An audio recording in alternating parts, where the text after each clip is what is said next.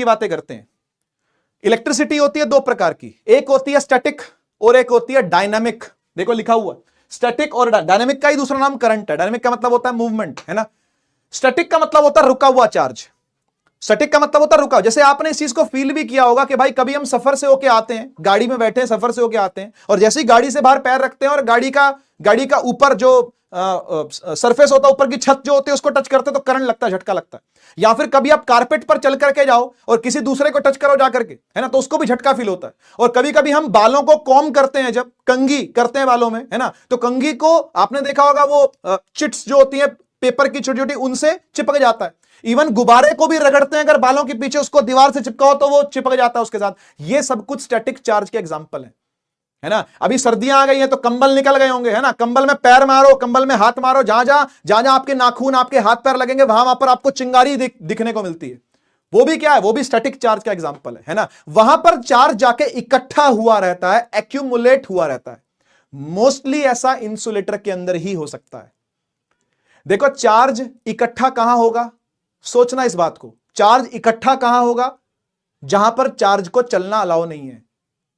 जहां पर मूव करना अलाउ है वहां तो मूव कर जाएगा ना भाई, वहां तो फैल जाएगा, वहां तो निकल जाएगा, वहां तो बह जाएगा। जहां बहना अलाउड नहीं है, जहां पर फ्लो करना अलाउड नहीं है, वहीं पर आपको क्या देखने को मिलती है, स्टैटिक इलेक्ट्रिसिटी देखने को मिलती है। ठीक है जी, यहां लिख देता हूं, मोस्टली इन इंसुलेटर्स।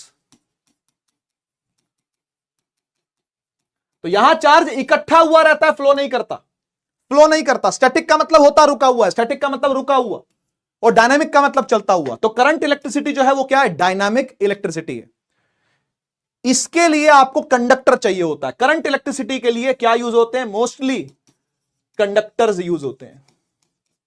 समझ गए ना। देखो यहां पर लिखा हुआ charge is developed by glass rod and silk. अब क्या ग्लास रॉड कंडक्टर है क्या, ये सिल्क का कपड़ा जो है वो कंडक्टर है क्या, नहीं ना, दोनों इंसुलेटर हैं, दोनों ही इंसुलेटर हैं, आप चेक कर लो। तो मेरी बात गलत नहीं है, मेरी बात को अगर गहराई से सुनोगे और समझोगे तो बात समझ में आएगी कि चार्ज रुका हुआ होने के लिए वो इंसुलेटर होना चाहिए। कंडक्टर होगा तो बह जाएगा, रुकेगा कहां चार्ज, फिर तो चल पड़ेगा चार्ज, है ना। तो चलाने वाला कौन सा है, चलाने वाला करंट इलेक्ट्रिसिटी है। देखो लिखा हुआ है current electricity type 1 electronic charges develop in motion. जब क्या करते हैं ये चार्जेस, मोशन में होते हैं। और यहां क्या होता है, जब फ्लो नहीं कर रहे होते हैं। फ्लो ना करने के लिए इंसुलेटर चाहिए और फ्लो करने के लिए कंडक्टर चाहिए भाई। Electric current used to run appliances, जो अप्लायंसेस को रन करने वाला